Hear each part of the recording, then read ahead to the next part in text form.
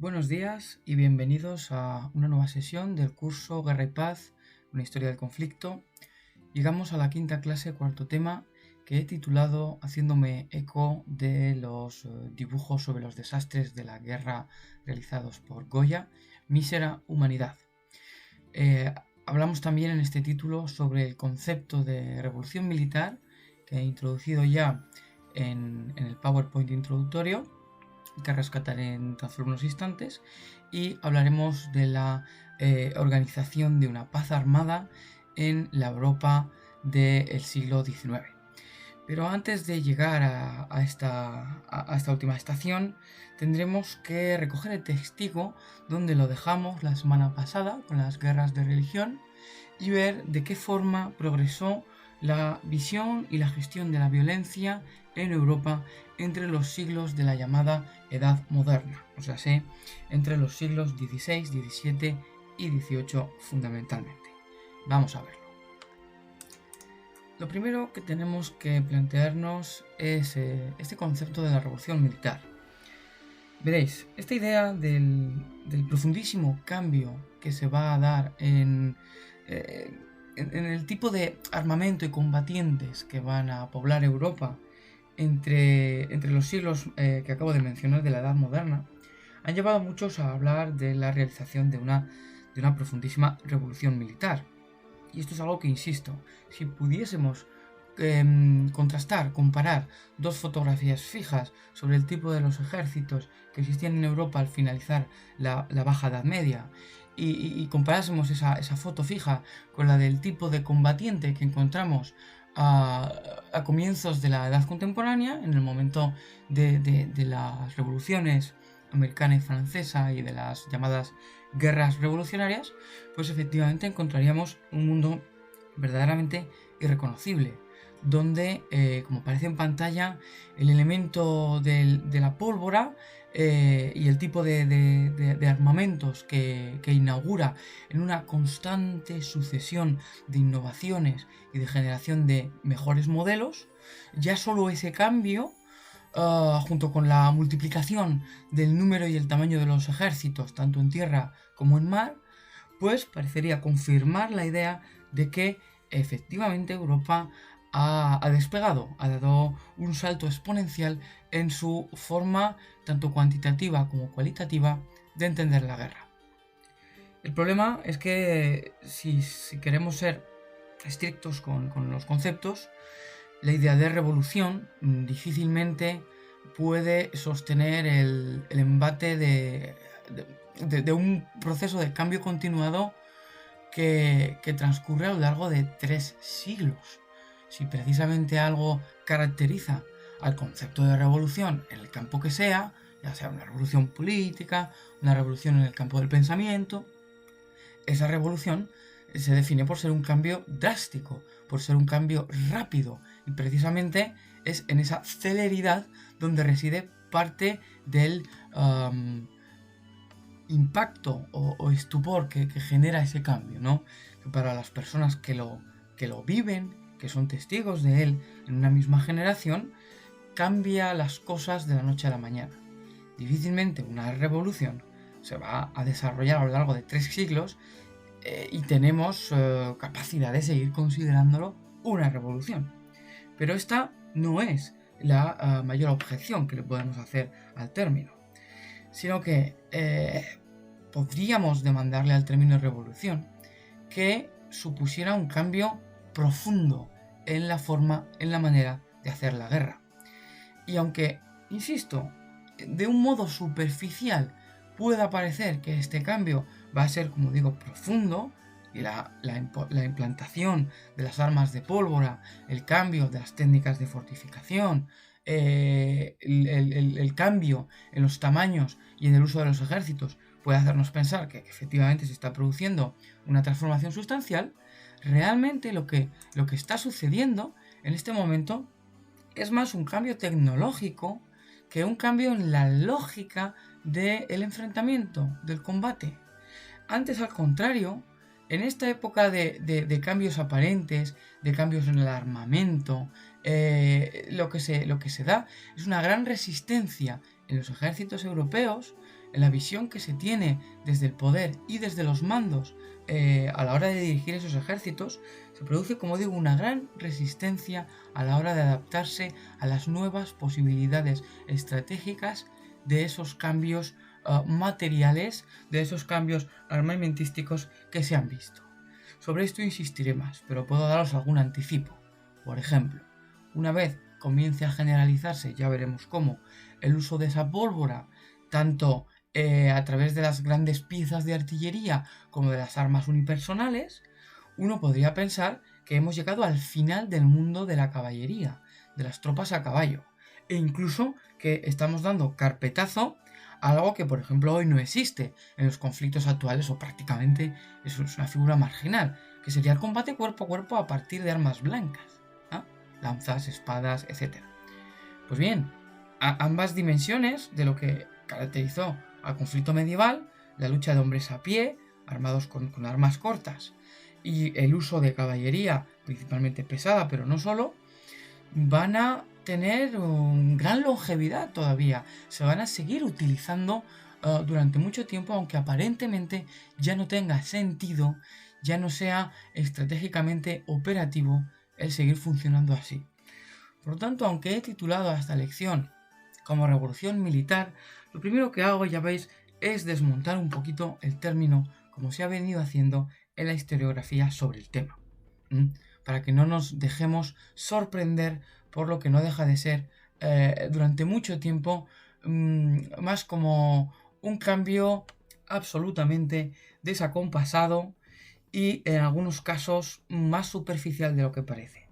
Habrá regiones y habrá momentos en estos 3 siglos que van desde el 16 al 18 en el que se produzcan avances importantes. Por ejemplo, es verdad que a lo largo del siglo XVI se va a producir un cambio verdaderamente relevante en el modo de entender la construcción de fortificaciones y el modo en el que se deben desarrollar los asedios, los nuevos asedios que utilizan la pólvora, ¿no? Como forma de acelerar el proceso de rendición y toma de una plaza fuerte. Pero no se va a producir un cambio tan rotundo en la sociedad que merezca este nombre de revolución, lo cual por otra parte tiene también bastante sentido. ¿Y por qué tiene sentido? Pues porque generalmente las revoluciones se suelen producir, particularmente las que tienen que ver con la política o con las formas de entender el conflicto, cuando un Estado, un país, un reino, una entidad política fuerte ha entrado en colapso, por los motivos que sean, y se produce un vacío de poder y surgen contendientes y van a surgir alternativas que van a tener que ser tan fuertes o más que lo que fue esa unidad de poder en su momento álgido.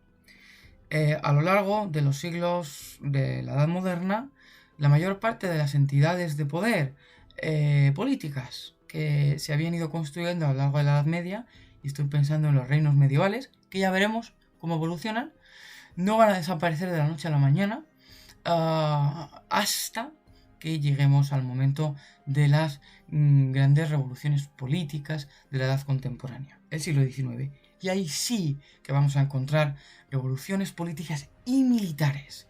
Ya veremos también por qué. Pero hasta ese momento los cambios son más lentos de lo que durante mucho tiempo se había creído. Sigamos pues con este repaso. Una de las ideas que apunté en la sesión anterior sobre este siglo XVI y también sobre el siglo XVII es el hecho de que se va a resquebrajar esa idea de unidad religiosa y cultural que se había ido construyendo poquito a poquito a lo largo de los siglos medievales. Hay un autor que se llama Mark Greengrass que tiene un libro titulado La destrucción de la cristiandad, que es la misma frase que yo he trasladado a la pantalla, y que nos cuenta cómo en el siglo XVI y el siglo XVII inaugura un gran nivel de violencia entre estados dinásticos, entre monarquías, y cómo introduce el factor religioso como una pieza nodal entre esos conflictos. Dicho de otra manera, es el contexto que conoceréis, o por lo menos os sonará, de las famosas guerras de religión de esta época. Estas guerras, además de romper ese consenso que se había intentado construir en distintos momentos del tiempo medieval, que giraba en torno a la supresión del conflicto entre hermanos de una misma fe, esa idea de que la Iglesia había promocionado, también es cierto que cuando le interesó, pero en general había promocionado, de evitar los derramamientos de sangre entre cristianos, pues se asemejaban a una especie de guerra civil fratricida lamentable y pecaminosa. Pues bien, esta idea, una vez comience a hacerse patente que hay un gran cisma entre al menos dos, bueno, realmente más Europas, nosotros esto lo visualizamos rápido con esa imagen de Lutero conduciendo, dirigiendo la famosa reforma y la reacción de cierre de líneas de su opuesta, la contrarreforma. Esto va a escalar en una serie de conflictos que no solo enfrentan ya a los príncipes y al papado, que este era un tipo de enfrentamiento que se había dado también durante los siglos medievales y que tenía una base muy cotidiana, por así llamarla, explicando ese conflicto. Es decir, estaban discutiendo no qué visión religiosa era la adecuada, no estaban matizando cuestiones del canon o de la teología, sino que estaban dirimiendo quién manda aquí y ahora, quién detenta el poder temporal, quién tiene derecho a sancionar o no sancionar los nombramientos de los cargos relevantes en la carrera eclesiástica, la coronación de los príncipes y de los reyes. Estos eran conflictos políticos que se habían dado en la Edad Media, pero que ahora, en el siglo XVI, escalan tremendamente, en el momento en el que gran parte de los príncipes europeos están declarando directamente su desconfianza neta por el papado y por el nuncio. Y no solo eso, sino que estos príncipes europeos están buscando reforzar las nociones divinas de que se rodean ellos mismos, los propios reyes. Hablé la semana pasada del rey como elemento defensor de la ley, del orden, de la unidad dinástica y defensor de la Iglesia y de la religión, pero como un servidor, no como un contendiente, un competidor de esa figura papal. Y aquí podéis ver, el ejemplo más claro podría ser el de un Enrique VIII, como cabeza de la nueva iglesia anglicana en abierto conflicto y oposición a la iglesia de Roma. Esto es una ruptura tremenda en esa idea que había vertebrado a Europa, que era la cristiandad, que había estado detrás de la movilización de los cruzados. Y ahora hace estallar. Europa, la Europa que nosotros conocemos ahora, va a tener que definir otra forma de entenderse a sí misma en el siglo XVI y XVII, porque la unidad que garantizaba el tener un sustrato religioso común ahora se va a perder, y no solo se va a perder, sino que se va a ensangrentar, porque los europeos están ahora matándose entre sí dentro de los propios reinos por cuestiones que se vehiculizan o como mínimo se disfrazan como contiendas religiosas. Obviamente aquí lo mencionaré, aunque no profundizaremos, habrá también enfrentamientos que tienen una naturaleza política entre noblezas, distintas dinastías y monarcas, pero también conflictos de base social. El ejemplo más claro, posiblemente en el siglo XVI, será la Francia de los hugonotes, ¿no? En la que se enfrentan los católicos contra los franceses calvinistas, y donde hay todo un juego de tronos, de políticas, no puedo entrar en él, que hacen que más que una guerra de religión, estemos hablando de una profundísima y tremenda, con varios millones de muertos, de guerra civil. Pero bueno, este conflicto se va a extender, ¿verdad? Porque en el siglo siguiente, en el siglo XVII, vamos a tener, sobre todo entre el 1620 y el 1650, guerras de una intensidad jamás vista con anterioridad. La gran lucha por la hegemonía entre la monarquía hispánica, los reinos de las Españas y Francia, por ejemplo, pero también el conflicto entre la Casa de los Habsburgo y la República de las Siete Provincias Unidas, el conflicto entre la Holanda protestante y el Flandes católico. Y al mismo tiempo tenéis que tener en la cabeza que sigue la gran amenaza de ¿qué? Del turco, la amenaza con los turcos otomanos que acababan de tomar al finalizar el siglo XV esa Constantinopla, acababan de derrumbar al ya longevo Imperio Romano de Oriente, Bizancio, y están amenazando directamente el Mediterráneo y la Europa continental. Pensad, si queréis, en un Cervantes luchando en la batalla de Lepanto y los esfuerzos que se hacen en el peor momento posible en la Europa cristiana enfrentada por intentar volver a oponer frente al turco, frente al musulmán, un frente unido que defienda a Europa de lo que ahora podría entenderse como una especie de cruzada musulmana, de yihad, si queréis, que se les viene encima. En fin, esto es muy complejo, pero quiero que os quedéis con la idea de que si habíamos atribuido a esa Edad Media acríticamente la idea de un conflicto permanente, esto lo matizamos la semana pasada hablando de cómo no. Al contrario, desde el siglo XI hay un intento por monopolizar y reservar el ejercicio de la violencia y llamar a una especie de paz de Dios o de paz vigilada por las monarquías. Todo esto ha saltado por los aires una vez hemos entrado en el siglo XVI. Otra explicación que se suele dar para este aumento de la tensión al entrar en la Edad Moderna, me estoy refiriendo quizá a la explicación que aparece en libros de texto o la que se imparte en la misma educación obligatoria, es que ya se habían ido ensayando a lo largo del siglo XV fórmulas mediante las cuales los monarcas habían intentado aumentar sus cotas de poder, principalmente sobreponiéndose a las exigencias de la nobleza. Pensad que ese sistema feudal del que hablé suponía que el monarca era una figura preeminente pero no absoluta y que requería del consenso y de la aprobación de sus iguales para seguir ejerciendo su mando y su posición. Todo esto se resume por esa máxima medieval del primus inter pares.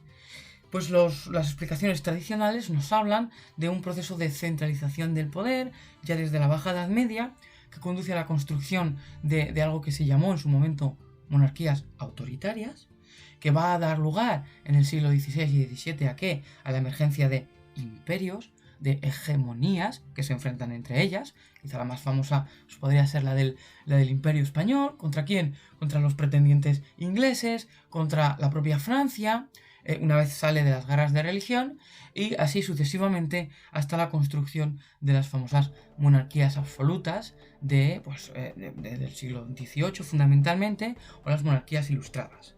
Tendríamos la imagen, que no es enteramente falsa, pero que yo voy a querer matizar a continuación, de que entre los siglos XVI, XVII y XVIII se han construido grandes poderes autoritarios, absolutos, unipersonales, prácticamente teocracias de reyes que se ofrecen ante sus súbditos como poco menos que monarcas reencarnados y divinizados, ¿no?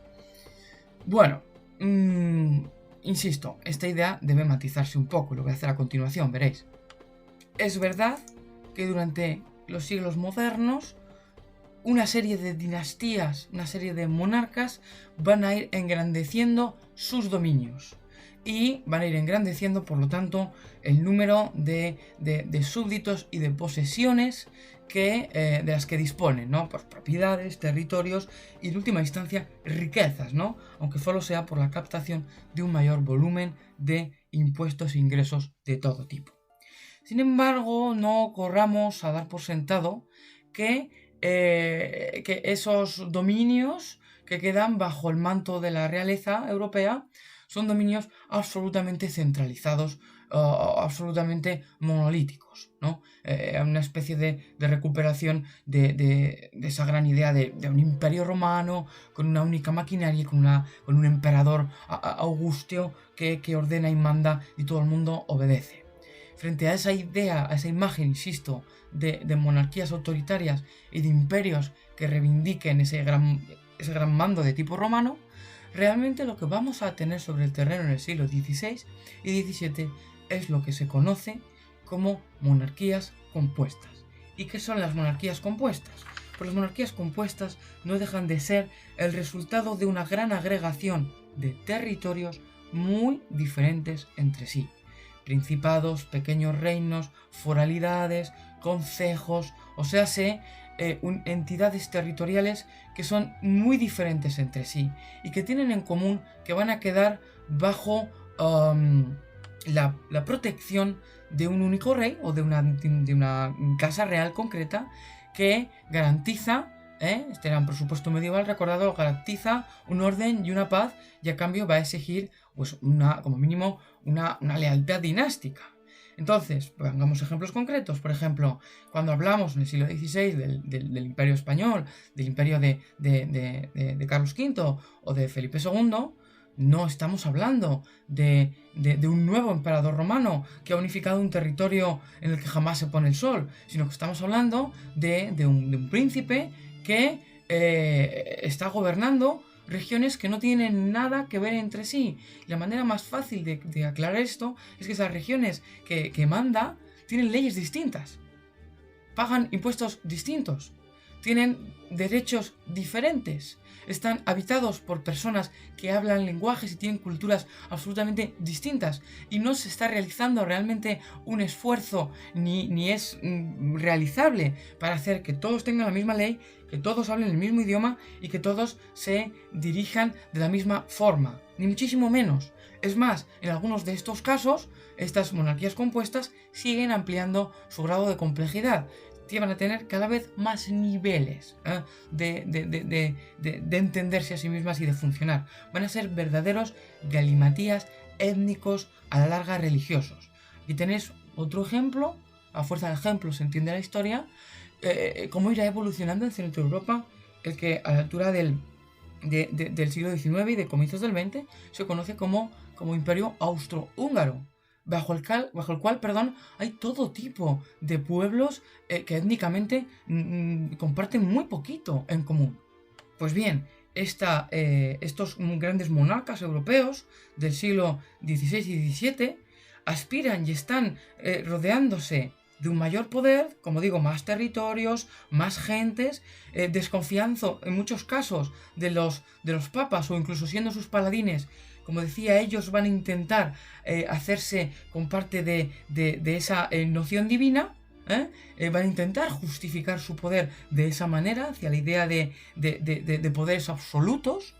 Pues yo soy el representante de Dios, yo solo rindo cuentas ante Dios y ante nadie más, pero a la hora de traducir esas pretensiones en un poder real, vamos a encontrarnos con que muchos de estos grandes monarcas realmente, si quieren hacer que se voten y se aprueben impuestos, si quieren reclutar ejércitos para imponer sus políticas y sus intereses continentales, van a tener que satisfacer a sus súbditos, van a tener que hacer concesiones a sus ciudades, a los gremios, a las universidades, a los distintos territorios y a los fueros de los que se privilegian. Van a tener, en suma, que negociar. No se levantan por la mañana, se asoman al balcón, mandan y todo el mundo acata. Es un ejercicio de negociación que viene dado por las distintas correlaciones de fuerzas. Y si alguien lee y profundiza sobre este tema, observará que muchas de estas monarquías compuestas acaban teniendo una especie de estado medular que es sobre el que están apoyando la mayor parte de sus políticas. Y de nuevo el ejemplo más claro puede ser en el mal llamado quizá Imperio Español, que insisto, es más bien una monarquía hispánica que se traduce por un gran agregado de territorios. Pues en este ejemplo vamos a ver cómo esos Habsburgo acaban haciendo que sus políticas y sus pretensiones sean en muchos casos pagadas con hombres o dineros procedentes de Castilla. Y principalmente de Castilla.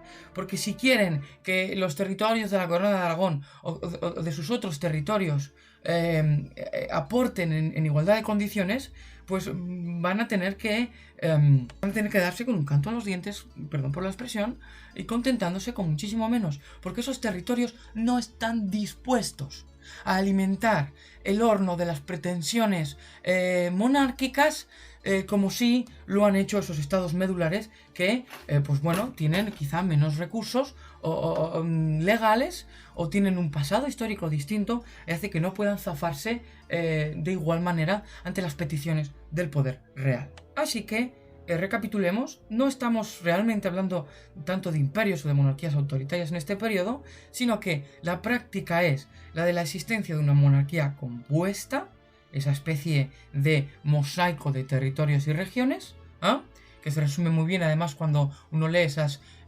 famosas intitulaciones reales, ¿no?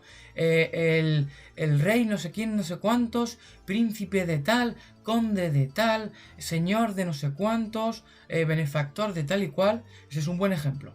Pues bien, ante la realidad de esas monarquías compuestas, la construcción de una idea del poder absoluto que intentará ensayarse e imponerse a lo largo de los siglos, pero que nunca va a ser del todo exitosa, y sino que se lo digan incluso a los grandes exponentes de la idea del poder absoluto, a los Luises franceses, incluso a Luis XVI, que perderá la cabeza precisamente por haber abusado de la idea central de su poder, por haber ignorado a los otros estados que tenía que haber escuchado más. Y ahora que menciono esta palabra clave, la idea de estado y la idea de nación surge y se repite en las plumas de los autores europeos modernos, pero no significa lo que nosotros creemos que significa.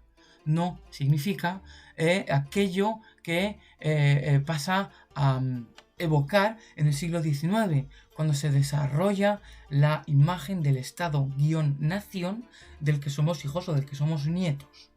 No está existiendo un Estado administrativo y burocrático que se haya legitimado sobre la idea de una soberanía nacional.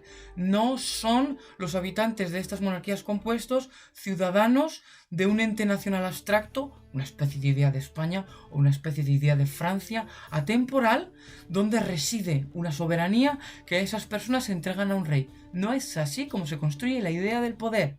No. Ni existe la idea de una rendición de cuentas, no todavía. Lo van a tener que desarrollar los teóricos ingleses, los teóricos franceses y otros tantos. De que el rey se deba a esos súbditos o más bien ciudadanos. Y esto significa que durante estos siglos, cuando hablamos de naciones, lo hacemos en un sentido latino, romano. Es el territorio en el que uno ha nacido. Su país natal, por así decirlo, y ya está. Y cuando hablamos de estados, no nos estamos refiriendo, insisto, a ese conglomerado, a ese gobierno institucional con una carga de funcionarios permanentes que le dan sentido a la existencia estructural de una nación, sino que en todo caso hablamos de estados dinásticos.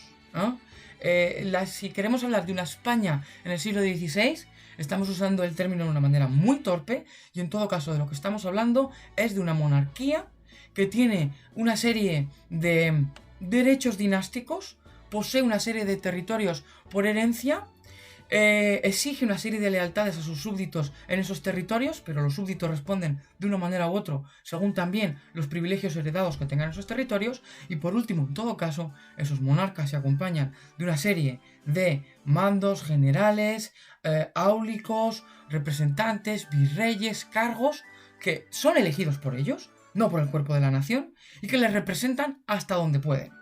Y construyen un estado, en todo caso en miniatura, con una burocracia mínima en comparación a las que va a haber después, y que intentan poner en regla los asuntos de los reyes. Pero por así decirlo, estas grandes entidades políticas son una especie de hidra de muchas cabezas. No tienen nada que ver con el tipo de estados a los que va a dar lugar, yo que sé, la Revolución Francesa, o la Revolución Inglesa, o la construcción del Estado-Nación español a lo largo de todo el siglo XIX, tras el ensayo y notorio éxito, aunque creamos que no, del liberalismo español. ¿Y por qué estoy haciendo todo este esfuerzo? Porque entendamos la construcción política del periodo. Porque no vamos a poder sino entender el cambio en la idea y en el ejercicio del conflicto y en la manera de funcionar de los ejércitos. Porque no tendría sentido que yo me hubiese saltado todo esto y empezase a hablar de los nuevos tipos de regimientos o armas que surgen. porque no son esos nuevos tipos de regimientos o armas que surgen los que marcan la pauta del cambio político, sino en todo caso al contrario, es el cambio político y social de las sociedades, su cambio cultural, el que va a definir el tipo de conflicto que conocemos. Y hablando de contextos para entender los cambios, se ha producido en este siglo XVI, fundamentalmente en el siglo XVII, la llegada de Europa al Nuevo Mundo. Y no solo el descubrimiento y la conquista o reparto de América, sino el comienzo de la extensión multitudinaria de esas monarquías europeas por el resto del mundo, hasta el punto de que podríamos estar hablando de una primera globalización y de un primer reparto de ese gran globo que alcanzará su cenit, ¿verdad?, en el siglo XIX ante el establecimiento de lo que hemos conocido como imperialismo o mundo colonial, del que hablaremos en la próxima sesión, en la que ya entraremos en las trincheras de la Primera Guerra Mundial. Por ahora me interesa decir que este contexto acelera también el pulso de la política europea. ¿Por qué? Porque están accediendo a nuevos continentes, con nuevas materias primas, con muchísimos recursos por ganar, con territorios que pueden ser poblados por excedentes poblacionales europeos.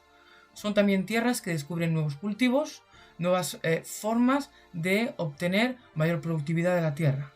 En definitiva, es un momento muy conveniente en el que esas monarquías compuestas europeas que están intentando imponerse a sus vecinos, que están intentando crecer y que están intentando librarse de buena parte de esas exigencias heterogéneas internas, pues van a encontrar de repente que tienen margen de maniobra en estos océanos, que pueden encontrar riquezas, que pueden encontrar esclavos, ¿no?, para sustentar sus nuevas economías, que pueden ampliar mercados.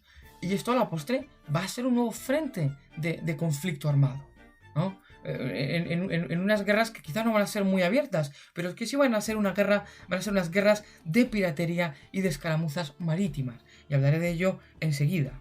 Y también inaugura este descubrimiento de nuevos mundos a su vez nuevos debates sobre el ejercicio del poder y de la violencia globales.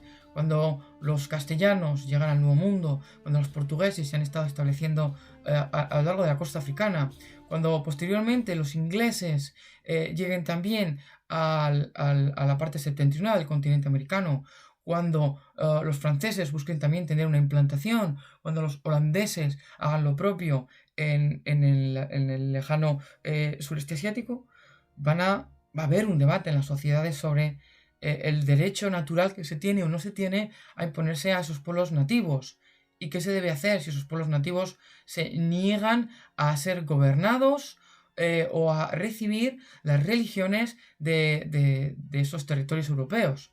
Y aquí va a haber muchos argumentos que nos van a interesar.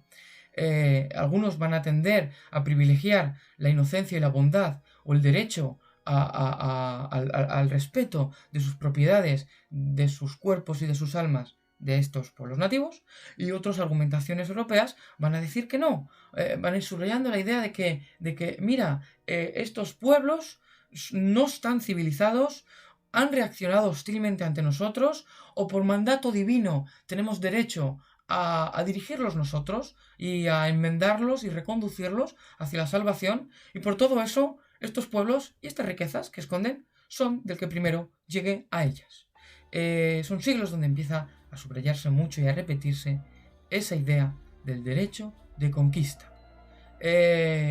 Son siglos, insistiré enseguida en ello, en los que la diplomacia europea en muchas ocasiones se vuelve verdaderamente rudimentaria, ¿no?, en los que los argumentos de quién tiene derecho a qué en algunos casos acaban reduciéndose a quién tiene fuerza suficiente para imponer su mando. Y vemos un eco de este aumento de las hostilidades y de este aumento del uso de la fuerza como manera de hacer política en el esfuerzo de remilitarización desde arriba que se produce en el seno de estas monarquías compuestas y de estas nuevas hegemonías europeas. ¿Qué quiere decir esto de la remilitarización desde arriba? Bueno, para entender este término, primero tenemos que asumir que durante el periodo de la Baja Edad Media se ha producido el fenómeno precisamente contrario, de la desmilitarización de la sociedad. También merece que lo explique, ¿verdad? Porque acabo de poner sobre la mesa dos conceptos un tanto extraños. En fin, el caso es que durante esos últimos compases de la Edad Medieval, y luego ya en los siglos XVI y XVII, se produce en Europa una política constante de, y abro una enumeración, privación de armas a la población, ¿no? Destrucción de castillos o de fortificaciones de señores feudales contestatarios, levantiscos, o a todos aquellos que estén intentando mantener cuotas de poder en oposición a las dinastías reinantes. Más enumeración. Se produce captación de los hijos de esas noblezas en los ejércitos regulares dinásticos, o sea, en los ejércitos que luchan por las monarquías y por las religiones que han abandonado esas monarquías.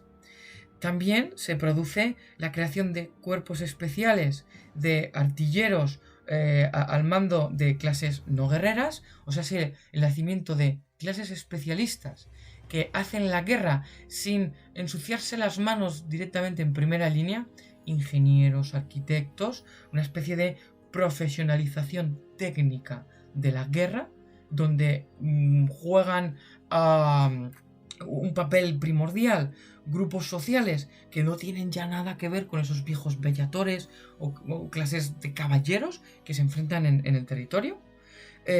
También en este momento un intento del monopolio de la fabricación de las armas de combate, de los arsenales que el Estado busca controlar.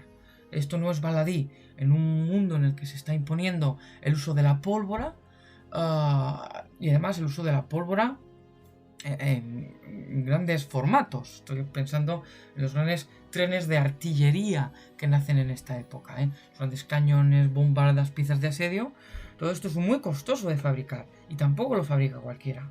Y una de las preocupaciones esenciales de los nuevos monarcas es disponer de fundiciones reales y de lugares donde se garantizan que se están fabricando estos cañones para ellos y solo para ellos. Es algo así como las grandes piezas más tecnológicamente avanzadas para hacer la guerra del momento. Lo que sería hoy intentar controlar quién tiene los aviones supersónicos, quién tiene los grandes destructores navales, porque también hay un gran intento en esta época de promocionar y controlar astilleros reales, para que, bueno, pues si alguien va a poner barcos en los océanos que controlen ese flujo de mercancías, pues los reyes tengan buen control sobre ello.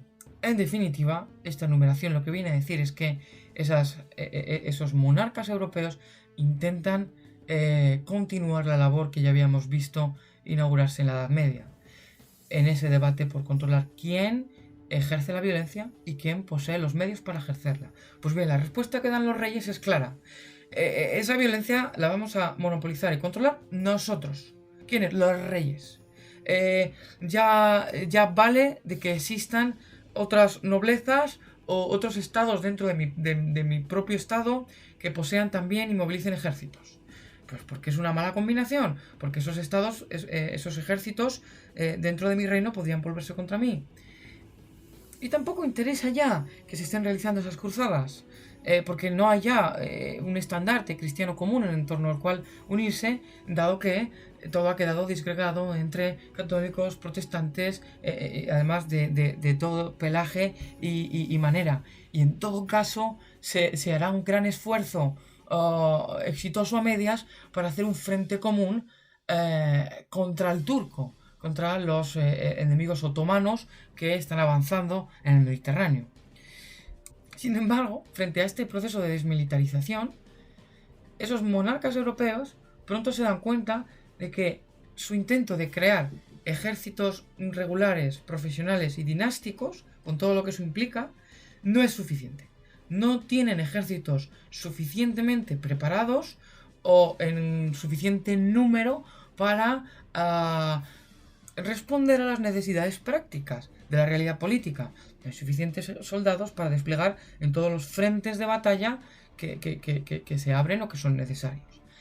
¿Y qué van a hacer las monarquías europeas? Pues lo que harían hoy, recurrir a contratistas privados. Y llegamos aquí a ese apartado que reservé la semana pasada, que es el apartado de los famosos mercenarios. Estos mercenarios, según a quien preguntemos, quizás se asocian al periodo medieval, porque es verdad que existieron. Las compañías libres, por ejemplo, fueron habituales y frecuentes en el suelo francés durante la Guerra de los 100 años. Pero realmente la época dorada de estos soldados privados es la Edad Moderna y concretamente el siglo XVI y XVII. Os he puesto en la pantalla algunos ejemplos famosos. De izquierda a derecha, los condottieros italianos de las ciudades-estado italianas. En el medio, los lansquenetes alemanes de ese Sacro Imperio Romano Germánico. Y a la derecha, los famosísimos, hasta el día de hoy, píqueros y alabarderos suizos, ¿no? Que seguimos viendo en la televisión cada vez que nos enfocan esos pasillos de los palacios del Vaticano. Y que a día de hoy pues son especialistas que lo mismo te manejan armas automáticas de fuego actuales como reciben entrenamiento de armaduras y armas que pertenecen a estos siglos que estamos estudiando ahora. Pero esto no es todo, es que nos encontramos también con estos mismos mercenarios en los mares.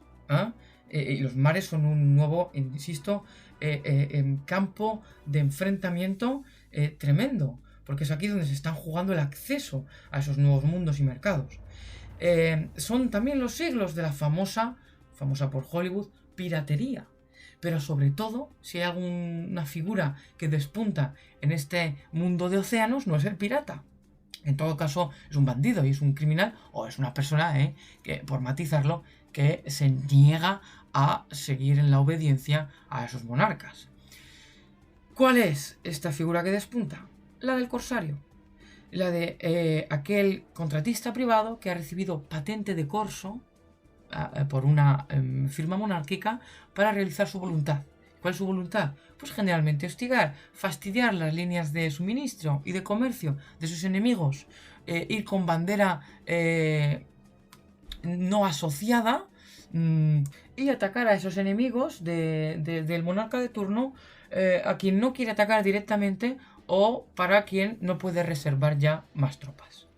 Pues bien, como veis, en tierra y en mar es el gran momento de la eclosión de estos grupos que hacen una guerra privada y que la venden preferentemente al mejor postor. ¿Y quién es el mejor postor? Pues ya lo sabéis, estas mismas monarquías, que son las que están haciendo esfuerzos ingentes por acumular todo tipo de dineros. Están mendigando impuestos allí donde pueden y están intentando hacerse con ese comercio global y con esa plata y ese oro americanos, que por otra parte van a acabar principalmente no en manos europeas, sino en manos chinas. Porque China durante todo este momento no se complica y lejos de vender soldados o de vender servicios, lo que sigue vendiendo son mercancías de lujo y se asegura que todo ese oro y esa plata, fundamentalmente plata, acaban en sus arcas. Pero bueno, no estamos aquí para hablar de China. El caso, perdonad, que estos mercenarios no son simplemente soldados. Esto es muy, muy, muy importante para que entendamos hasta qué punto emerge paralelamente al desarrollo de los estados dinásticos europeos un gran conglomerado de prácticamente empresas privadas en esta época. Tenemos que leer los apartados que aparecen en la pantalla. Esas monarquías que, insisto, no han podido o querido construir un estado funcionarial como el que van a tener después o como el que tenemos hoy, pues tienen que delegar gran parte de las funciones esenciales para la construcción de sus ejércitos en compañías privadas que recauden impuestos, que emitan moneda, que presten a distintos tipos de interés grandes sumas de dinero para poder pagar los elevados gastos que surgen de la noche a la mañana. Se necesitan también transportistas, estoy pensando fundamentalmente aquí en flotas, pero no solo. Gentes que garanticen las redes logísticas, ¿qué quiero decir con esto? Pues gentes que, por ejemplo, si yo soy la monarquía hispánica y voy a mover a mis célebres tercios al centro de Europa, pues tengo que encontrar por dónde van a viajar, cómo se van a alojar y quién los va a alimentar. Y todo esto supone la contratación de infinidad de personas. Pero no solo diríamos que comerciantes u hombres de negocios, sino también especialistas. ingenieros y arquitectos esenciales para la construcción de esas artillerías y para erigir las nuevas fortificaciones que se construyen en este momento y que veremos a continuación. Y por último también todos esos contratistas privados que suministran las armaduras, cañones, mosquetes, arcabuces, espadas, vestimentas, etcétera, etcétera, que yo necesito para uniformizar. Bueno, uniformizar es una mala palabra porque igual si la uso creéis que los ejércitos de la época van todos iguales. Para uniformizar, no, para vestir heterogéneamente a estos combatientes. Y ahora llega una cuestión que me interesaba mucho. La imagen que tenemos en general, la noción que tenemos en general del mercenario. Yo no sé muy bien por qué, no sé si ha sido el cine, no sé si ha sido algún tipo de simplificación, se nos ofrece constantemente esta idea de que el mercenario es esa persona de la que no te puedes fiar porque no tiene escrúpulos, dado que al hacer la guerra por dinero se va a cambiar de bando en cuanto te descuides un solo instante y se va a pasar al enemigo. Bueno, esto evidentemente se produjo en la historia. Si tú dejabas de pagar a unos mercenarios o venía una persona y les hacía quizá una oferta que no pudiesen rechazar, pues no digo yo que no se cambiasen de bando. Pero ¿qué pensáis? ¿Que los ejércitos regulares o esos ejércitos estacionales que se enrolaban en la Edad Media no desertaban, no cambiaban de bando? ¿Creéis que tampoco se les pagaba o se les satisfacía? Porque es que hasta los mismos cruzados recibían un estipendio, ¿no?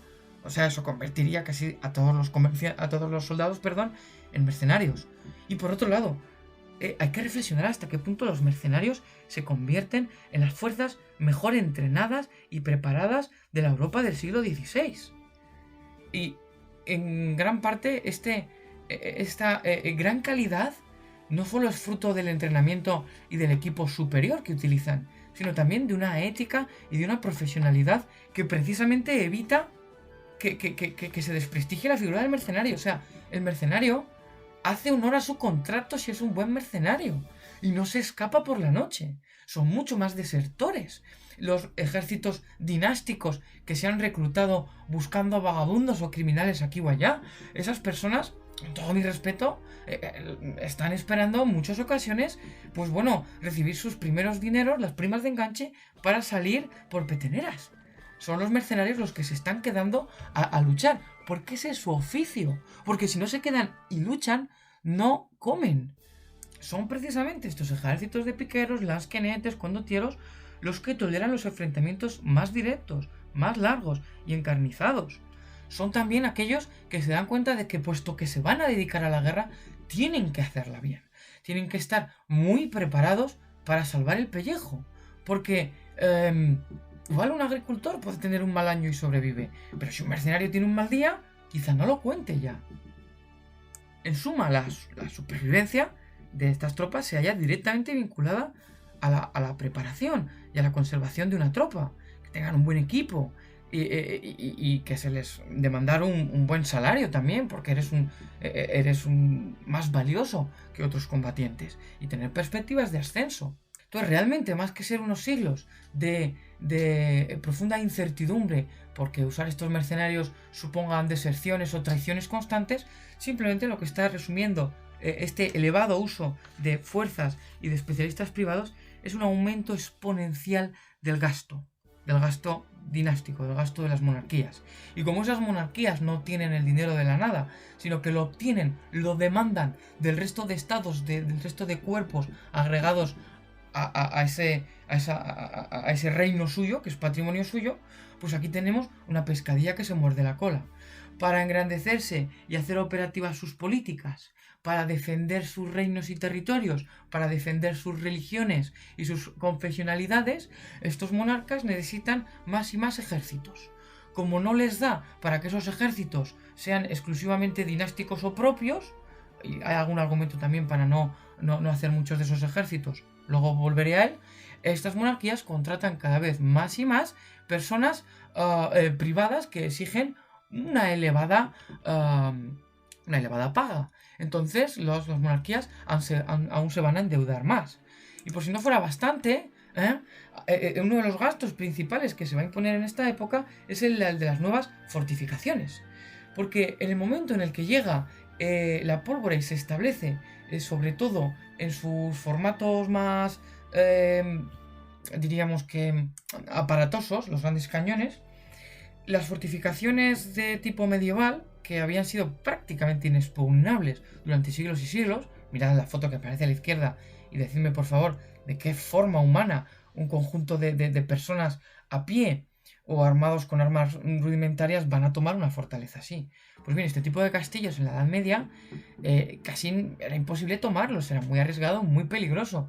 Lo que se hacía era rendirlos por hambre si uno disponía del tiempo y de las condiciones para mantener un asedio tan largo. Esto cambia en el momento en el que llega la pólvora de alto calibre. Porque es esa nueva pólvora la que tiene que llegar. Ya se había utilizado desde el mundo antiguo diversos tipos de materiales explosivos o de materiales inflamables.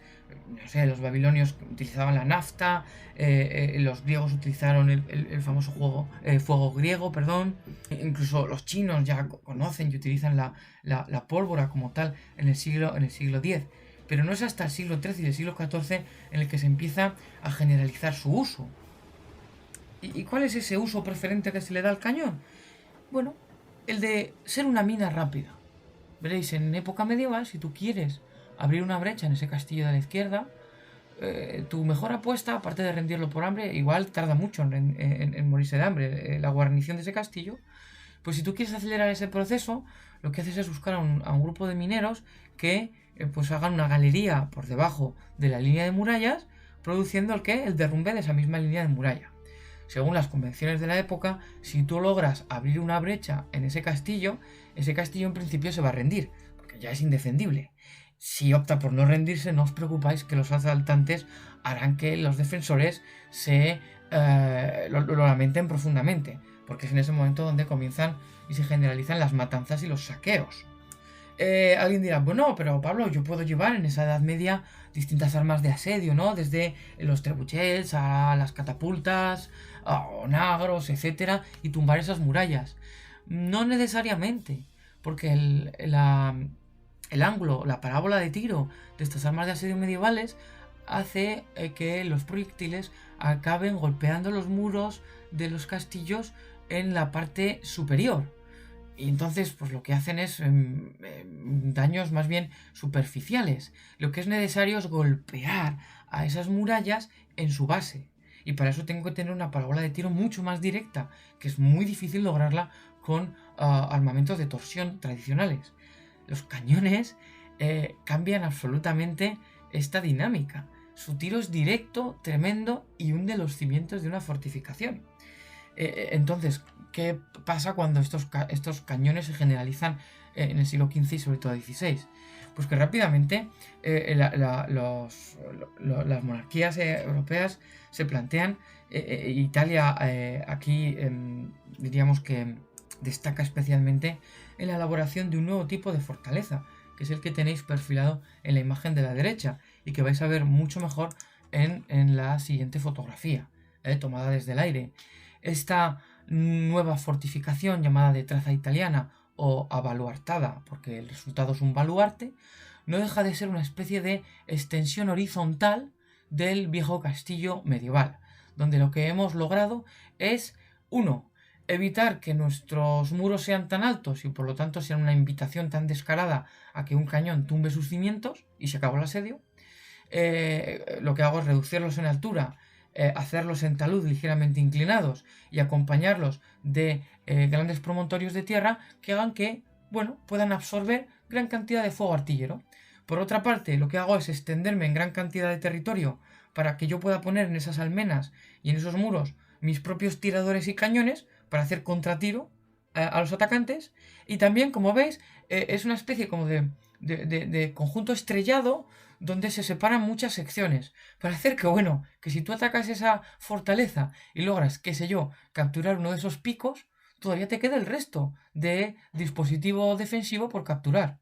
Y mientras tanto, yo puedo estar preparando líneas de tiradores que disparen a las brechas que se puedan abrir. En definitiva, un verdadero infierno para rendirlo. El problema que tiene la generalización de este nuevo tipo de fortificaciones, y con esto uno con el argumento anterior del aumento del gasto, es que son exorbitantemente caras. Construir estas fortalezas, que además hay que, insisto, diseminarlas a lo largo de todos los territorios que posea pues, una monarquía y que quiera defender de una manera hábil, pues bueno, supone un agujero en los presupuestos de estos estados dinásticos tremendo. Y por cierto, un detalle, la nueva ocupación en el siglo XVI de levantar y de diseñar estos grandes ingenios arquitectónicos está tan extendida que gran parte de esos artistas que tenemos en la cabeza como exponentes del Renacimiento italiano, no sé, un Miguel Ángel, un Leonardo da Vinci, su función, su oficio principal durante buena parte de sus vidas no fue el de estar desarrollando esas obras de arte que a día de hoy nos embelesan, sino el de estar construyendo estos ingenios militares. Y también, por cierto, si hay un mercenario o un contratista privado que realmente tenga más fama merecida de ser un constante cambiacapas, son, sorpresa, estos arquitectos y estos ingenieros, sobre todo los italianos, que están desarrollando este tipo de fortificaciones y que las monarquías europeas se los rifan en aquella época para que firmen y desarrollen las mejores líneas de fortificación. Sin embargo, no solo cambia el modo de construir fortificaciones y de hacer asedios, sino que en la medida en la que el ingenio europeo haga un gran esfuerzo por miniaturizar, es una palabra difícil, miniaturizar el uso de estas armas de pólvora, es decir, hacerlas más pequeñas, hacerlas portables por un individuo, vamos a llegar al nuevo tipo de infante representativo de la Edad Moderna, que es el tirador de armas de pólvora. Y aquí ha habido también una transformación, una evolución muy concreta, donde si en su día la figura representativa de la manera de hacer la guerra medieval fue el caballero, ya desde la segunda parte de la famosa Guerra de los 100 años entre Francia e Inglaterra, es el arquero medieval, el combatiente, el arma secreta, por así llamarla, que realmente, quizá entre comillas, revoluciona la manera de hacer la guerra. Porque un conjunto de arqueros que, bueno, son capaces de dispararte entre, pues no sé, 10, 11, 12 flechas en un minuto, y esas flechas disparadas por un arco largo inglés tienen la capacidad de perforar perfectamente a una distancia intermedia la armadura de un caballero medieval, pues bueno, estos arqueros se van a imponer. Son baratos de mantener, arqueros hay entre las mismas poblaciones plebeyas, porque al final, si un campesino o un inglés para complementar su economía se dedica a la caza, pues ya puede ser en su edad adulta un arquero veterano, no digamos ya si la ley de su monarca le obliga a practicar, como sucedió en Inglaterra, semanalmente el uso del arco, pues las monarquías europeas tuvieron un arma en la manga para enfrentarse a esos tanques de la época que eran los caballeros de brillante armadura. Pero es que inmediatamente después se da otro paso cualitativo en el uso de armas de proyectiles. ¿Con qué? Con el ballestero. El ballestero es una persona que dispara mucho más despacio que un arquero. O parece que nos ha salido el tiro por la culata. Pero es que a un ballestero se le puede instruir, se le puede enseñar su oficio en muy poquito tiempo. Si alguien ha practicado el tiro con arco alguna vez, verá que no es tan sencillo como apuntar, mirar por una mirilla, valga la redundancia, y soltar la cuerda. Es que tienes que dominar un montón de movimientos musculares, tienes que coger tono muscular, en fin, tienes que hacer una verdadera disciplina de vida. Un ballestero, si le acostumbras al retroceso y al procedimiento de carga, coloca sus virotes en la ballesta y simplemente los dispara. Y esos virotes son verdaderamente mucho más mortales y tienen mayor capacidad de penetración que incluso que los de las flechas, por la sencilla razón de que la ballesta es un arma mecánica que multiplica muchísimo más la energía resultante del tiro que el arco. Entonces, la Europa de los siglos XV y XVI, que ya ha comenzado a generalizar a los ballesteros, en cuanto pueda fabricar las primeras armas de pólvora, los primeros arcabuces, da ese salto. Trae a estas personas que están ya acostumbrados, insisto, a llevar los armatostes de las ballestas que se disparan con un gran retroceso y con una gran violencia, y los armas de arcabuces. Son armas muy pesadas en inicio, con gran cantidad de problemas técnicos, generan unas polvaredas que ni sé, tienen un alcance ridículo comparado con armas posteriores, pero ¿no? A distancias cortas tienen también un poder de penetración verdaderamente horripilante. Y entonces aquí Europa se lanza a una carrera de innovaciones técnicas y tecnológicas tremenda, en la que en unos pocos siglos ha logrado, y no voy a entrar en detalle, ha logrado perfeccionar estos arcabuces, estas armas de pólvora, ha conseguido que tengan métodos de disparo para encender la pólvora, ha logrado que tengan bueno, pues un aumento en el alcance de tiro, un aumento en la precisión de ese mismo tiro espectacular, ¿no? Y esto es lo que va a definir a lo largo de estos siglos el hecho de que hablemos ya no de arcabuces, sino de mosquetes, también de escopetas y posteriormente de fusiles, ¿no? Hasta los fusiles modernos. Y de nuevo, estas armas se enseña a alguien rápido a utilizarlas y se pueden fabricar masivamente. Y entonces, si yo coloco gran cantidad de estas tropas sobre el terreno, bueno, pues puedes lanzarme todos los viejos caballeros medievales que quieras encima, que sus armaduras y sus escudos les van a servir de muy poco. Y sin embargo, este tremendo progreso tecnológico militar, como decía antes, no se ve necesariamente acompañado de una radical transformación de la lógica militar. ¿Qué quiero decir con todo esto? Que Europa va a seguir idealizando, endulzando la imagen del caballero, del guerrero montado. Porque, como expliqué la semana pasada, es algo más que un combatiente eficaz o no eficaz. Es una figura ennoblecida con la que se están relacionando determinados estamentos y clases de la sociedad. Esa idea de ser un caballero como algo más que ser una persona que lucha a caballo, como ser una persona preeminente, una persona de alta alcurnia, pues tiene mucho que ver con esto que estoy diciendo. Y eso explica que aunque la mayor parte de las monarquías abandonen el uso de caballería pesada, se va a seguir generalizando el uso de tropas montadas, porque son útiles en cierto modo, se despliegan rápido por el terreno, pueden también llevar pequeñas armas de fuego, carabinas, etc., pero sobre todo porque Europa se niega a abandonar este uso de la caballería, como se niega a utilizar el uso de armas blancas. Entonces, durante los siglos XVI y XVII no se produce el avance que se podría haber producido al tener armas de pólvora, sino que se sigue luchando, en muchos casos en campo abierto, con formaciones cerradas, con el uso de soldados que llevan picas, que llevan alabardas, sigue la caballería dominando o intentando dominar ese terreno de batalla. Y eso hace, pues bueno, que no termine de despegar esta profunda revolución militar de la que hablaba antes. Sin embargo, el siguiente paso en la evolución de los ejércitos y de la manera de entender cómo deben luchar es los distintos intentos que se van dando ya más tardíamente en el siglo XVII y XVIII por profesionalizar ejércitos dinásticos. ¿Qué quiere decir esto? En determinados momentos, las plumas de los humanistas, o de los estadistas europeos habían cargado las tintas contra los mercenarios. Pero insisto, no por la crítica actual de que fueran o no fueran confiables, sino porque la misma idea de una persona dedicada en cuerpo y alma al oficio de las armas de forma permanente sonaba ofensiva. Recordáis lo que os he dicho varias veces en torno a la idea de que las sociedades, aunque hayan sido muy guerreras, se han guardado mucho de reivindicar la guerra como algo excelso, como ocupación constante. Ha habido culturas guerreras que han ideado que hasta el último de sus miembros debían ser guerreros. Hay muchos pueblos primitivos que son así, pero esos mismos pueblos que dicen que hasta el último hombre generalmente es un guerrero, suelen poner sobre la mesa prácticas, rituales y limitaciones culturales que hacen que durante la mayor parte de los enfrentamientos estos sean menos cruentos.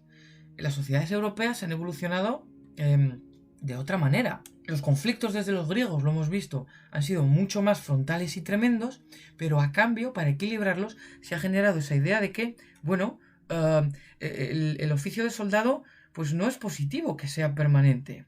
Debe ser más bien, no sé, una atribución, una responsabilidad cívica o un honor que ennoblece a quien lo afronta, pero que no lo afronta todos los días. No sé si me estoy explicando.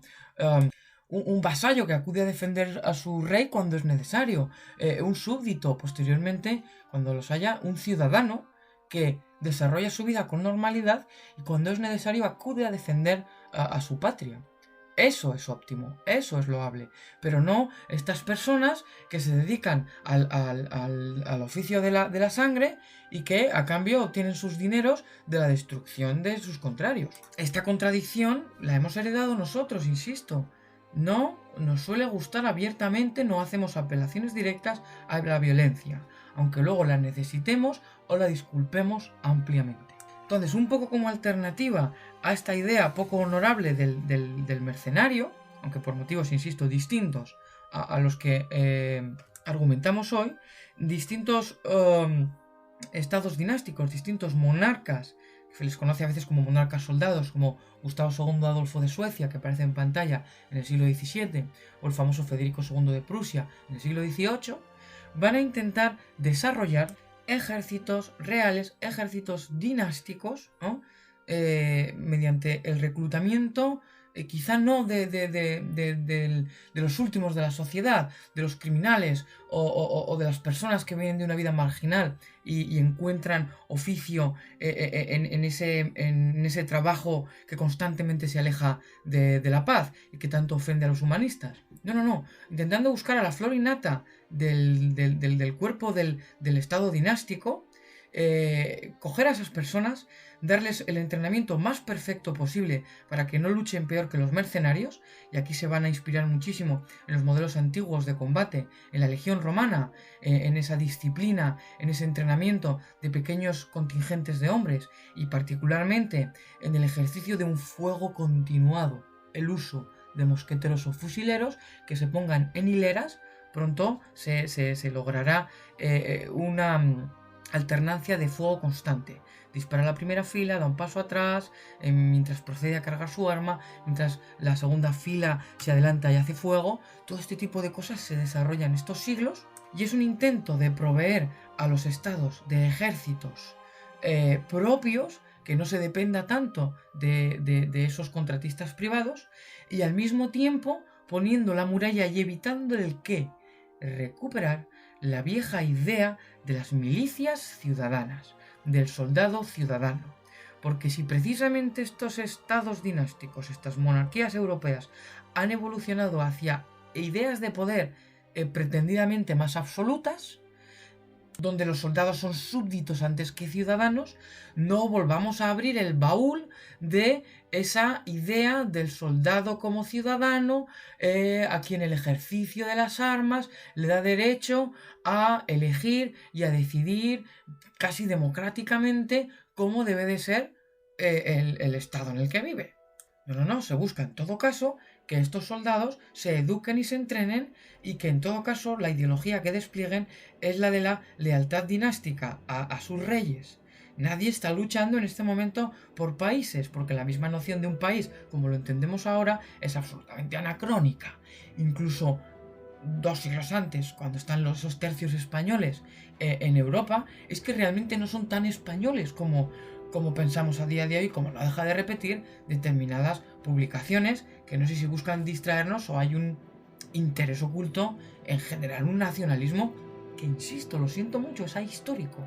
Es que los tercios pretendidamente españoles no tenían más de un 14-16% de composición de tropas que viniesen realmente de la península. Es que los ejércitos de los Habsburgo estaban formados por súbditos de las diferentes partes de los territorios que tenía esta monarquía. Y en muchos casos incluso por personas que venían de monarquías o de territorios ajenos. Holandeses, italianos, alemanes acababan luchando bajo las banderas de los Habsburgo. ¿Por qué? Porque estaban luchando en todo caso por esos reyes y por las religiones de las que se habían hecho paladines esos reyes. Y esa es la misma idea que encontramos aquí. Y se nota mucho cuando un ejército es dinástico o cuando un ejército quiere ser ciudadano, por la manera en la que construye a su oficialidad. Veréis, en estos siglos también comienza a haber una preocupación cada vez mayor por generar espacios de formación técnica y dinástica de los oficiales. Y durante mucho tiempo van a copar la mayor parte de los rangos altos de la oficialidad, ¿el qué? Las viejas aristocracias, lo que sería la nobleza. Se va a incluir en ese ejército como pieza bisagra entre los monarcas, por los que al final se lucha, y esa tropa de soldados, que pueden ser voluntarios o no, para siempre, temporales, etc. Esa oficialidad se recluta entre las filas de las aristocracias en las que se apoya también la realeza. Esto, como veremos, dará un giro de 180 grados al comienzo del siglo XIX, cuando la Revolución Francesa genere otro tipo de ejército. Pero eso lo veremos en breve, no todavía. Queda por repasar algo que siempre me interesa mucho en estas clases, que es el dilema, el debate que se establece entre quienes defienden la legitimidad del uso de la fuerza y de una fuerza cada vez menos limitada, sin tantas constricciones, y quienes durante estos siglos están poniendo sobre la mesa argumentos para limitar la guerra o incluso para ambicionar una paz real, o como mínimo una paz imperfecta, que sería aquella paz como la que tenemos ahora, que asume que se siguen necesitando ejércitos y que en última instancia llegará el día en el que sea evitable algún tipo de conflicto, pero en general hay que intentar regresar sobre una posición de estabilidad verdaderamente pacífica. Así, por un lado, tendríamos toda la línea de lo que podríamos resumir como el maquiavelismo, la idea de la razón de Estado, que en última instancia resume muy bien el célebre Montesquieu francés en el siglo XVIII, cuando él justifica que es justo entrar a hierro y fuego en los pueblos vecinos si tememos que nos puedan perjudicar. O incluso Montesquieu va más allá en esa idea de defensa natural. Podemos intervenir en terceros estados si los buenos negocios que ellos realizan a nosotros nos perjudican. Dicho de otra manera, estos pensadores, insisto, desde Maquiavelo a Montesquieu, pasando por muchos otros, justifican que para los soberanos la única garantía de seguridad es el contrapeso entre las potencias. Entonces, si se juzga al vecino como demasiado poderoso, inmediatamente se está justificando la agresión. Tenemos derecho a ¿qué? A intervenir. El derecho de intervención, que es un principio que, por ejemplo, la famosa Europa de los congresos del siglo XIX, después de la caída de Napoleón, va a autorizar, va a subrayar. Vamos a intentar mantener un statu quo, porque nos hemos juntado aquí los, matones del patio, ¿no? Después de un proceso de selección durante siglos y siglos, y nos estamos vigilando los unos a los otros. ¿Pero para qué? Para que ninguno se imponga sobre los demás. Pero es que si alguien se impone rápidamente, o no si alguien se impone, si yo siento que alguien me adelanta en esa carrera por la supremacía, yo inmediatamente paso a tener derecho para enfrentarme a él. Esta justificación es mucho más rápida, incluso que las de las guerras santas que vimos la semana pasada. Y a la postre genera una situación sumamente paradójica, contradictoria, incluso ridícula, que fue señalada por autores de la época, que dice así: es que al final las guerras que vamos a tener van a estar libradas 100% por estados que repiten lo mismo como loros, que es: te tengo miedo, me siento amenazado, ergo te ataco. Entonces, ¿qué sentido tiene comenzar a discutir si hay guerras justas o hay guerras injustas cuando todo aquel que libra una guerra ya cree que es justa para él? Y podríamos tener a 10 contendientes, todos ellos convencidos de que tienen la razón. Frente a esta línea de pensamiento, como en cualquier época, siempre hay pluralidad de opiniones, tenemos a un Erasmo de Rotterdam, pues escribiendo esta célebre sentencia de dulce bellum in expertis. Una primera reflexión que habíamos visto también en el mundo antiguo, que dice así: la guerra solo es hermosa, solo es deseable, solo gusta a quien no la conoce, porque no hace más que despertar las peores pasiones. Erasmo va más allá y razona que el ser humano no ha sido creado de natura para el enfrentamiento y el combate. Y llega a decir un argumento que a día de hoy se ha utilizado también, y es que en términos biológicos ni siquiera estamos conformados, no tenemos una fisionomía que sea gran cosa o que esté dirigida a ese conflicto. Pero no solo eso, es que Erasmo dice que nadie espere la asistencia de Jesucristo en ninguna guerra, porque Él no nos enseñó ni nos preparó para el conflicto, ni los santos martirizados tampoco. Ellos se dejaron matar y pusieron la otra mejilla, por así decirlo. Otros autores posteriores no solo recogen este testigo dejado por Erasmo, sino que van más allá, ¿no? Como por ejemplo Emmerich de Batel, que es un diplomático suizo, en una obra que se llama La Ley de las Naciones, que aparece en pantalla, él plantea, si todos los beligerantes afirman la justicia de su causa, tenemos un bloqueo, aquí hay un atasco. ¿Cómo lo desatascamos? Tenemos que buscar alguien o algo que actúe de juez entre ellos. Y esta idea se repite muchísimo. Está el abad de Saint-Pierre francés, que aboga por una paz perpetua. Y dice, ¿cómo lograrla? Seamos prácticos, seamos realistas. Va a haber conflictos constantes porque no hemos conocido otra cosa. Entonces lo que necesitamos es un equilibrio armonioso que esté regulado por árbitros internacionales. Se está abriendo la puerta a esa idea del derecho internacional positivo, donde esos estados que han ido conformándose como auténticos leviatanes y que en última instancia han quedado enfrentados los unos contra los otros, puedan plantearse si no sería preferible, para evitar la escalada de conflictos, delegar algunas de sus jurisdicciones, delegar alguna de su autoridad, alguna especie de organismo internacional que haga un arbitrio y que evite esos conflictos. El siglo XIX terminará con un modelo de diplomacia intercontinental a medias, que no terminará de aceptar que exista realmente algo como lo que podría ser una ONU actual, una sociedad de naciones, de las que ya hablaremos, sino que simplemente los estados se sientan a la mesa cuando hay algún tipo de conflicto y buscan la manera de hacer reparticiones que convengan a las partes. Oye, habéis estado a punto de mataros por dominar Egipto. Bueno, veamos a ver quién es más fuerte, quién menos. El más fuerte que se quede la mayor parte de Egipto, el que es menos la menor, y si acaso le buscamos alguna compensación en algún otro lado. Es un arbitrio que en todo caso disuade mediante el reparto de miguitas, pero que no termina de convencer, ¿no?, hacia la construcción de esta paz que, insisto, sigue siendo demandada por incontables mentes pensantes. Por ejemplo, el propio Kant, que no perdía el tiempo realmente ni siquiera buscando poner trabas morales a la guerra, sino que se enfocaba en que los estados generasen instrumentos jurídicos que llegasen a declarar a la guerra fuera de la ley, ¿eh? Y exigiendo que los gobiernos pusieran en práctica verdaderos programas de paz, algo que, lo siento mucho, lo estudiaremos, lo discutiremos, pero algo que, a mi juicio, después de lo que he leído, ni siquiera hemos logrado a día de hoy. Pero insisto, este es un debate a futuro. Pero Kant lo planteaba ya, en sus ideas, en sus escritos, rozando, acariciando la idea de hacer desaparecer a los propios ejércitos permanentes. Y prohibiendo ese derecho de intervención y de injerencia, prohibiendo inmiscuirse en la Constitución y en los asuntos de los otros estados.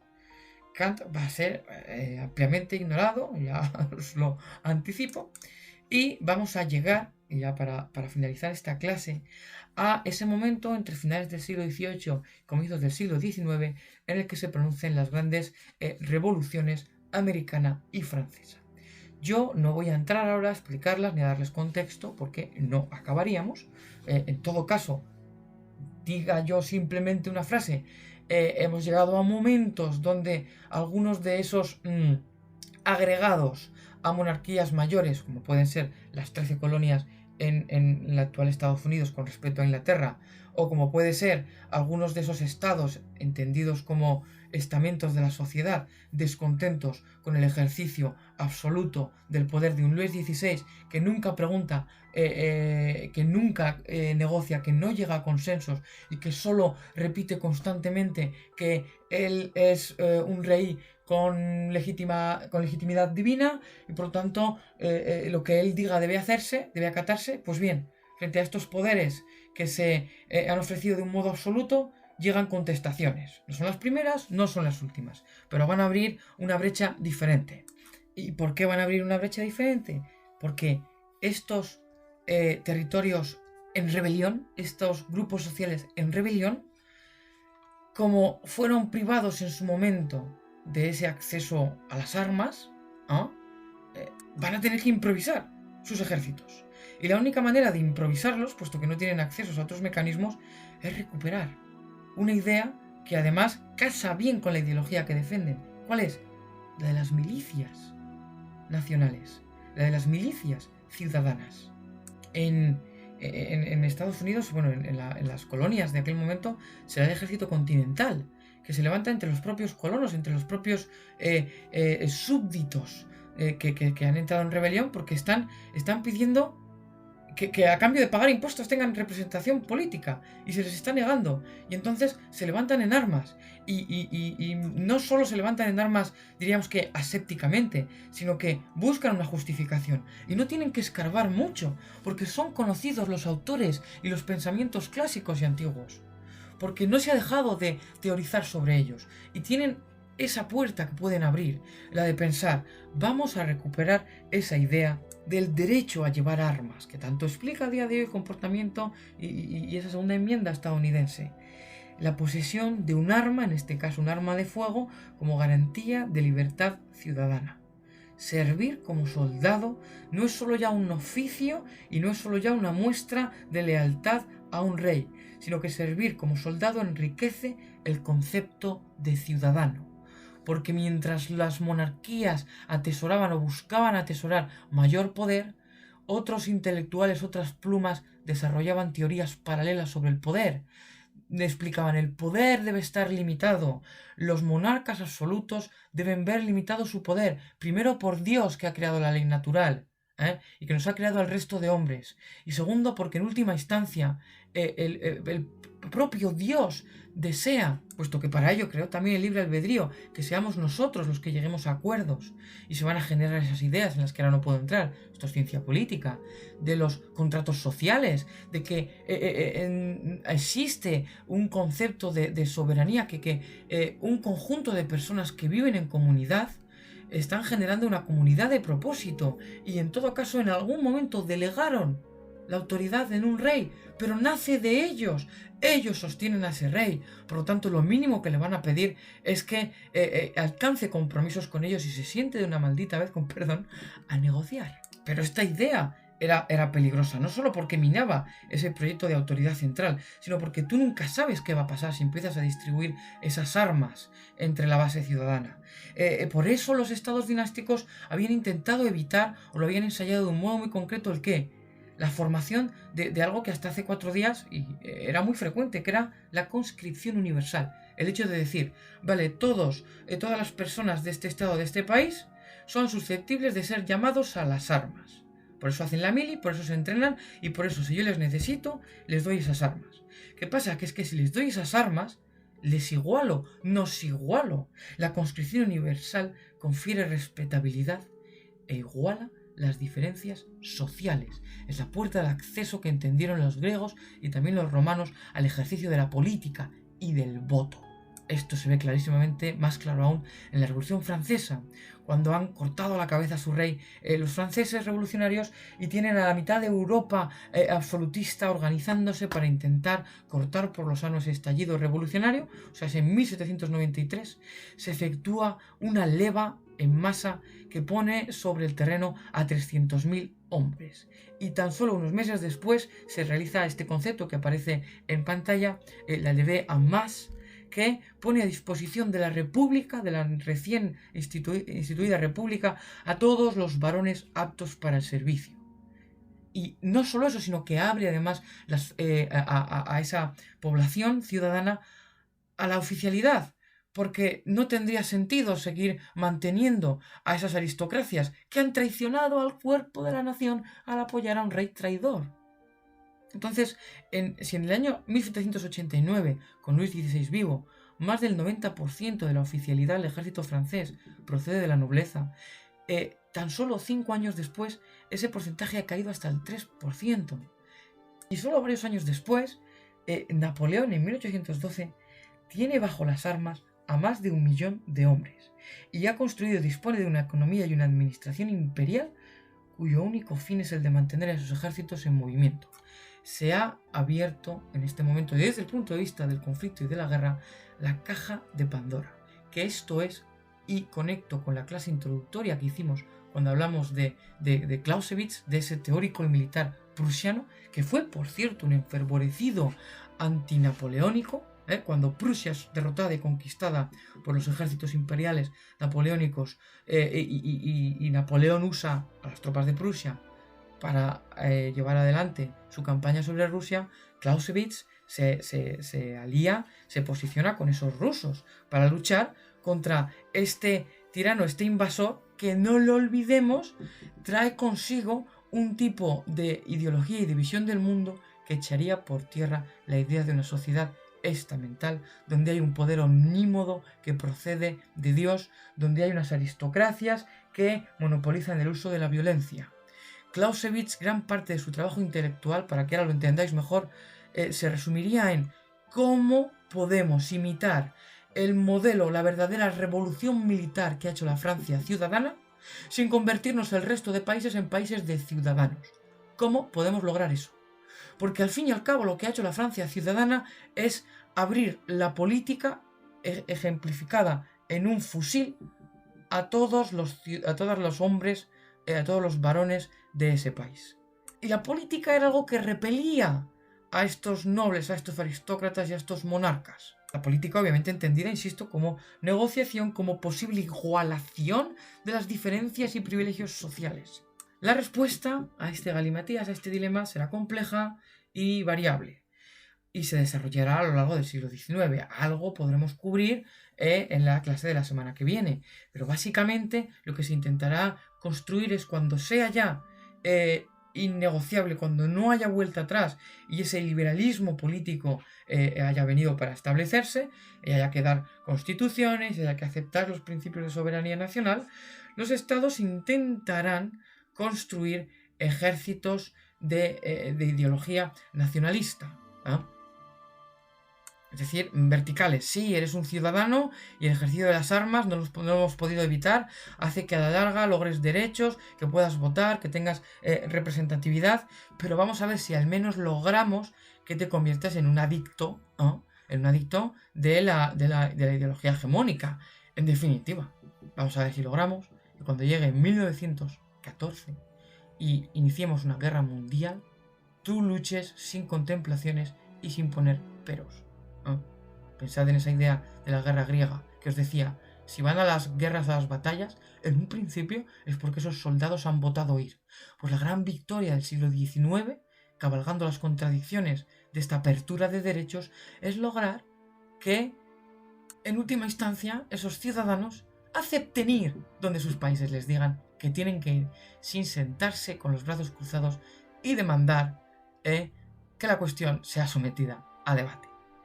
Yo voy a detenerme aquí porque bastante me he extendido, y eso sí, os recomiendo la lectura de este fragmento de un libro que acaba de salir a la calle, escrito por un compañero mío de carrera, zaragozano, Daniel Aquillué, en el que le ha dado una auténtica vuelta de tuerca al periodo, al proceso de los sitios de Zaragoza, de ese momento en el que precisamente los ejércitos revolucionarios, o más bien imperiales, de Napoleón se lanzan sobre qué, sobre la España borbónica, y intentan conquistar la ciudad de Zaragoza. He seleccionado un pasaje muy representativo del nuevo tipo de conflicto sin trabas, donde está implicado la población civil, las mujeres, donde se produce la destrucción del mundo urbano, muy lejos ya de los campos de batalla.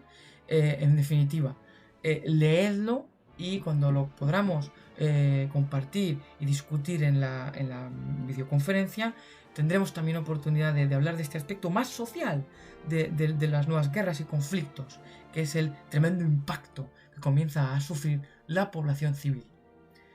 Hasta esta videoconferencia, que paséis una muy buena semana.